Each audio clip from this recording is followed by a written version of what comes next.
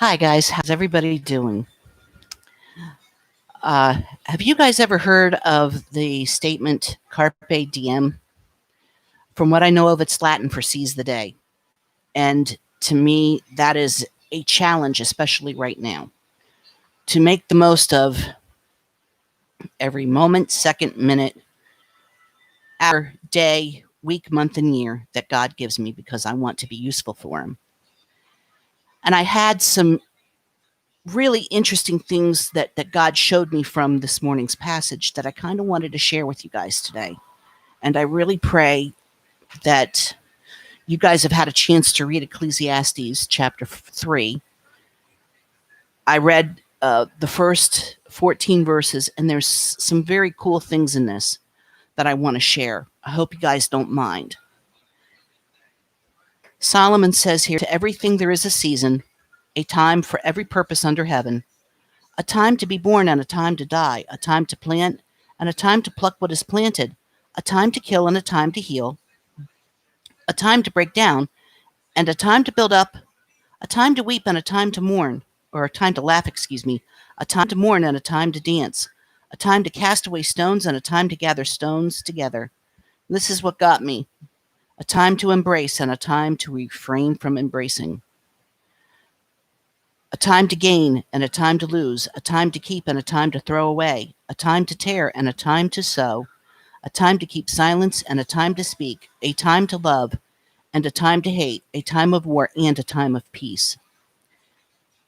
I found some very interesting things, especially with that latter part of verse 5. A time to embrace and a time to refrain from embracing.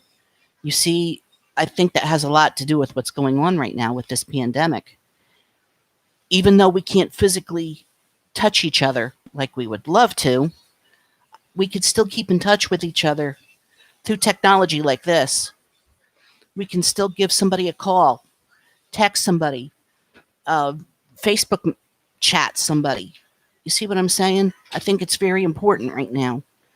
But I'm also seeing how much this is so challenging me to treasure and cherish every moment that God gives me with my family, because who knows what can happen. And I'm not trying to be some alarmist or morbid or anything like that. But what really got me in this were the questions from this morning's devotions, and I wanted to share them with you. In particular, the first one, what are some things you're afraid to try because of life's unpredictability? You know, that question still gets me even now. I think in the past, there were things I was afraid to try, not just because of life's unpredictability, but because more or less I was almost thoroughly convinced that I couldn't do it. For example, my singing voice was always put down. I was basically told there's no way you can sing. You know, uh, there was a lot of favoritism in that area from a certain person who would put these two individuals above me in the singing department. And there was one time where I think I surprised this person, but still, my voice was always being put down. The only person that didn't do this was this man's wife. And I look back at that and I see how Satan was trying to use that to keep me from sharing my voice. And I look back at that and I see how, ridiculous Satan's whole thing was towards me in that area. And one of the things I learned through all of it was that God gave me a beautiful voice. Doesn't matter what others thought of it, but God gave me that voice and I'm going to use it for Him, whether it's singing or doing this. One of the other things I learned in singing, because I got blessed with voice lessons, one of my teachers told me, who's a dear friend of mine, don't sing like a wimp. And I don't. Not only that, but I'm not going to be a wimp when I talk either. That's why I want to use my voice for Him. That's why I have this YouTube page where not only I share these devotionals, but I want to speak valuable truths that God's given me. God's truth, not mine. And I know my husband and I were discussing this, and we were thinking, there are things that we are afraid to do because of life's unpredictability.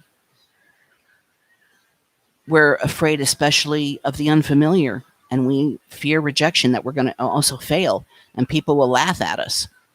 I've been there. Trust me. I've had it happen to me. One of the things we were both discussing is right now, especially the whole thing of making new friends. We have been wanting to do that, but held off. And now we're in this pandemic. And one of the things I ask for your prayers on is that when, especially we're at church in the house of God, that we're not afraid to say hi to people, to try to communicate so that we can make friends that way. But also, I had concerns about going further in serving the Lord, finding another ministry. I mean, I consider what I do with Cat's Bridge to Rescue a ministry, but I was really burdened about the pro-life issue. I say I'm pro-life, but what am I doing about it?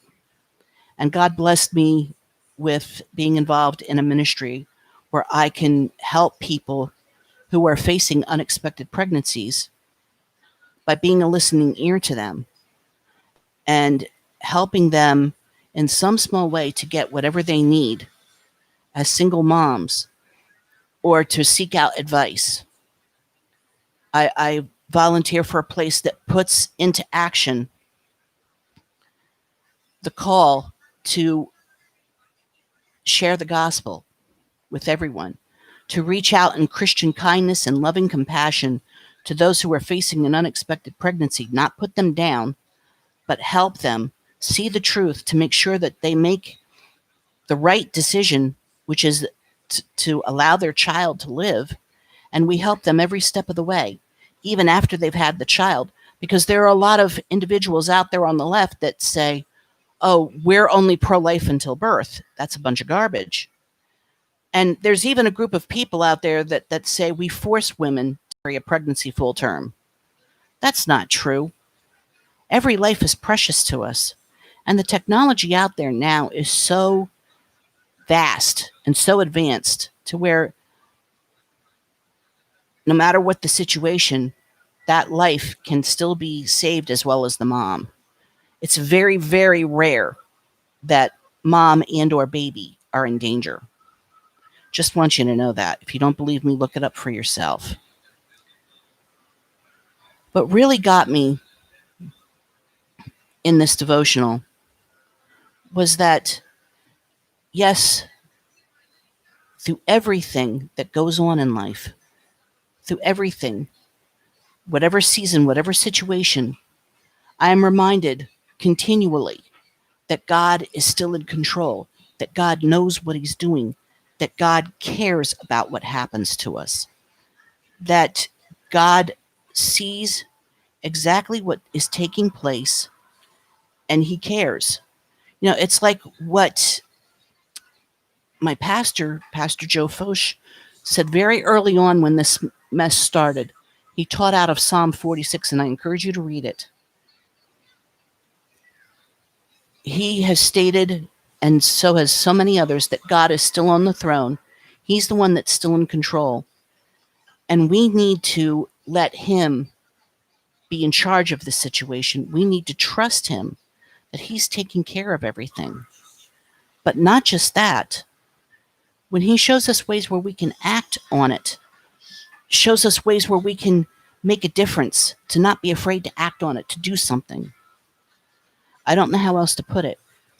The devotional writer, Po Thang Chia, was so correct when she stated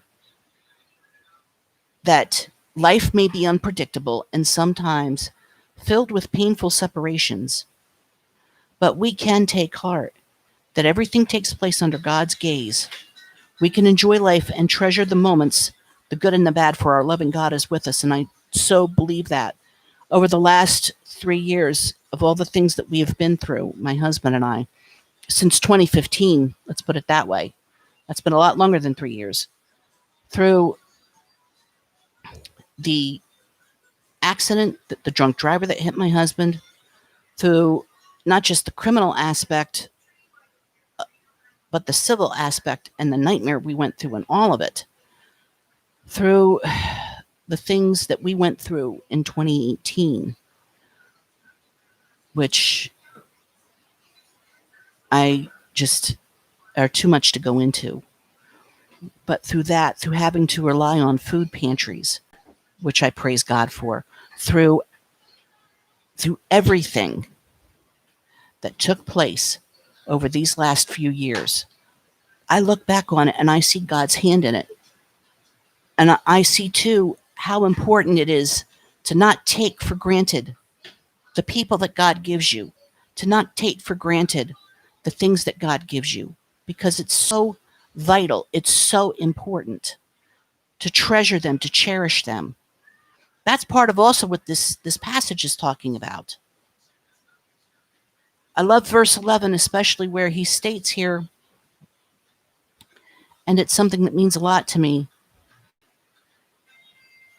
He says here, he hath made everything beautiful in his time. Also he hath set the world in their heart, so that no man can find out the work that God maketh from beginning to the end. And I think that's very important. I really, truly do. I think that it's important for us, even in this moment, as Ecclesiastes 9:10 states, that whatever we find to do, we need to do it with all of our might. Do it with everything that we have, and seize the day. Seize the day. Don't pass up on the opportunity. Treasure and take advantage of every moment that God gives you and use it for him. I know that's a difficult thing sometimes because we're afraid. We're afraid because of life's unpredictability. I know it's been challenging me, and it's brought up, as I said, it brought about a desire to serve God more, but not in quantity. I want to make the quality of my service to the Lord something that will matter for him. And that's what I'm praying for you guys. I pray that that's something you'll see. I pray that you'll learn to enjoy life, treasure the moments, good and bad, that God's given you. Make the most of those opportunities, never waste them, and allow God to be in control. Let him use you for him. That's about the best way I know of to put it. I'm also reaching out to those out there who think that life is meaningless, that think life is useless, that there's nothing to life. You're searching and searching for happiness, maybe in the bottle or pills, some drug, sex, money, power. It's not going to work. I'm reaching out to you today, and I'm challenging you that you can find true happiness through Jesus Christ. Franklin Graham stated something about, do Black lives matter? Yes, they do. I believe every life matters. And Jesus proved it through dying on the cross for you, for me, and for the sins of the entire world. Yes, sin. Everybody sins. We sin, and because of that sin, it separates us from God. But God, in his infinite love and mercy, made a way of escape for us through his son Jesus, sending his son to die on the cross for us. He didn't stay dead. He rose again. He's alive. And he's at the door of your heart right now, asking, please let me in. I can give you what you're seeking. You don't have to find it in the bottle, in drugs, or sex, money, or whatever it is, whatever sinful lifestyle you're leading. I can heal you of that if you'll only let me. Let him in your heart today. I have a link here where you could know more about it, or just stop this right now and just go to him and admit that you're a sinner, admit your need for him, and ask him into your heart today. Please do that. Don't put it off, okay? Please don't put it off.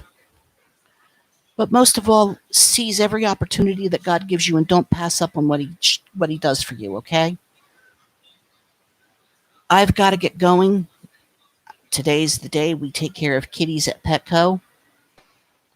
And I'll fill you in on that later today and on Facebook, if you follow me on Facebook.